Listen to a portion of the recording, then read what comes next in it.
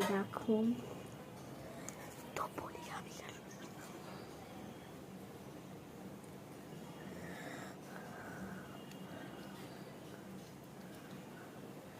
ছাদে গিয়ে কথাটাই বলছি। দাঁড়ান গাইস। তো গাইস আপনাদের একটা কথা বলতে চাই আমি। তো আমি কেন এরম ভাবে চুলটা করছি, তাই তো?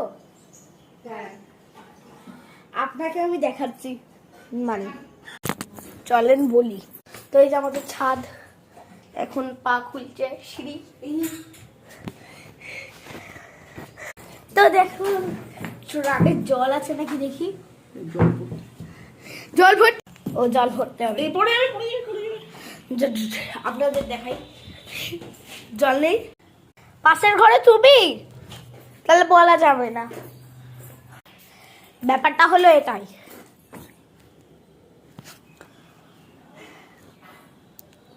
বলেছিলাম একটা জিনিসে দেখিয়েছিলাম যে আমার দিদির গায়ে হলুদ হয়েছে, এই হয়েছে ওই হচ্ছে।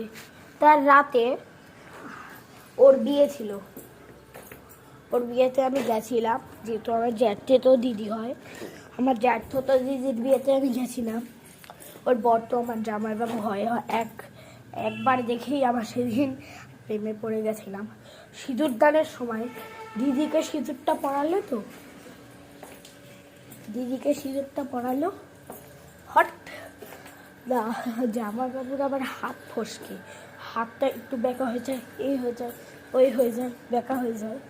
তো এই বেঁকা হয়ে গেছিলো, সামান্য সিঁদুর এসে আমার এখানে লেগেছিল।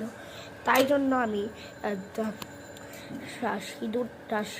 সিঁদুর পরি না যখন কেউ থাকে না। তখন আমি ফাঁকে এখানে অল্প একটু করে সিঁদুর পরি, তাও মার থেকে চুপি চুপি নিয়ে।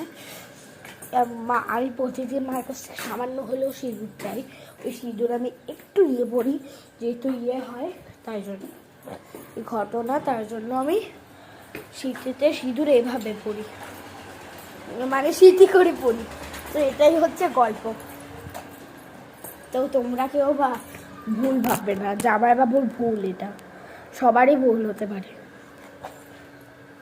ইউটিউবে আমার একটা স্ক্যাম হয়েছিল, ওটা আমারই ভুল ছিল।